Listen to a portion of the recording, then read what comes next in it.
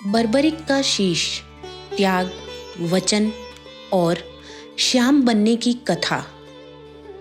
महाभारत का युद्ध, धर्म और अधर्म का सबसे बड़ा संग्राम, जहां श्री कृष्ण थे, पांडव थे, कौरव थे, लेकिन एक ऐसा योद्धा भी था जो अगर युद्ध में उतर जाता तो महाभारत का परिणाम एक ही पल में बदल सकता था।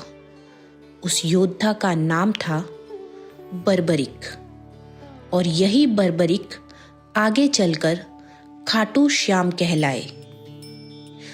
बर्बरिक घटोत्कच के पुत्र और भीम के पौत्र थे। बाल्यकाल से ही अद्भुत शक्ति के धनी। उनके पास थे 3 अमोघ बाण।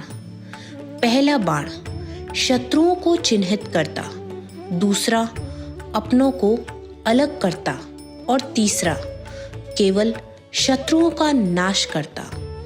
कहा जाता है इन 3 बाणों से बर्बरिक अकेले ही पूरा युद्ध समाप्त कर सकते थे। लेकिन सवाल ये था, अगर बर्बरिक युद्ध में उतरते तो जीत किसकी होती? बर्बरिक ने वचन दिया था, मैं युद्ध में हमेशा हारने वाले का साथ दूंगा, और यही वचन महाभारत के लिए सबसे बड़ा संकट बना।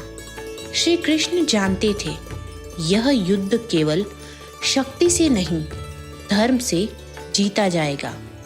वे एक ब्राह्मण का रूप धारण कर बर्बरिक के पास पहुंचे और मुस्कुराकर बोले, यदि तुम सबसे बड़े दानी हो तो मुझे दान दो।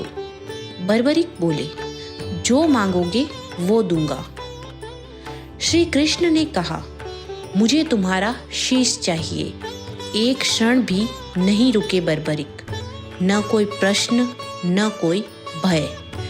उन्होंने अपना शीश काटकर श्री कृष्ण के चरणों में अर्पित कर दिया। धरती कांप उठी, आकाश मौन हो गया। श्री कृष्ण ने बर्बरिक के शीश को उठाया और वरदान दिया, तुम युद्ध देखोगे, तुम सबके साथ रहोगे और कलयुग में मेरे नाम से पूजे जाओगे।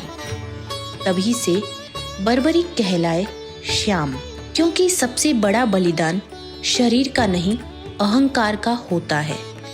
बर्बरिक ने अपने सामर्थ्य का, अपनी शक्ति का और अपने मैं का त्याग किया। इसलिए उनका शीश पूजा गया।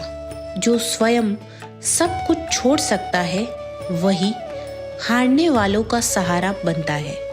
श्याम कभी विजेता नहीं थे, कभी राजा नहीं बने, फिर भी आज भी हारने वाला इंसान सबसे पहले उन्हीं को याद करता है। जब इंसान सब कुछ हार जाता है तभी उसे समझ आता है, सहारा ताकत में नहीं, समर्पण में होता है।